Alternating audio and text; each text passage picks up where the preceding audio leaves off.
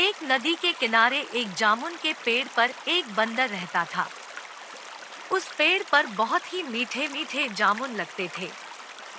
एक दिन एक मगरमच्छ खाना तलाशते हुए पेड़ के पास आया। बंदर ने उससे पूछा तो उसने अपने आने की वजह बताई।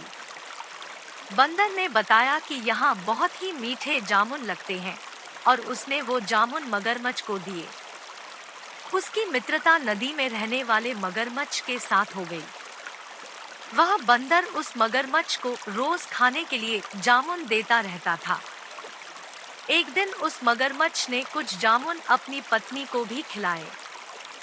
स्वादिष्ट जामुन खाने के बाद उसने यह सोचकर कि रोजाना ऐसे मीठे फल खाने वाले का दिल भी खूब मीठा होगा, उसने अपने पति से कहा कि उसे उस बंदर का दिल चाहिए और वो इसी जिद पर अड़ गई। उसने बीमारी का बहाना बनाया और कहा कि जब तक बंदर का कलेजा उसे मिलेगा वो पाएगी। पत्नी की जिद से मजबूर हुए मगरमच्छ ने एक चाल चली और बंदर से कहा कि उसकी भाभी उसे मिलना चाहती है। बंदर ने कहा कि वो भला नदी में कैसे जाएगा। मगरमच्छ ने उपाय सुझाया कि वह उसकी पीठ पर बैठ जाए ताकि सुरक्षित उसके घर पहुंच जाए। बंदर भी अपने मित्र की बात का भरोसा कर पेड़ से नदी में कूदा और उसकी पीठ पर सवार हो गया। जब वे नदी के बीचों बीच पहुंचे, मगरमच्छ ने सोचा कि अब बंदर को सही बात बताने में कोई हानि नहीं और उसने भेद खोल दिया कि उसकी पत्नी उसका दिल खाना चाहती है। बंदर का दिल टूट गया। उसको धक्का तो लगा, लेकिन उसने अपना धैर्य नहीं खोया।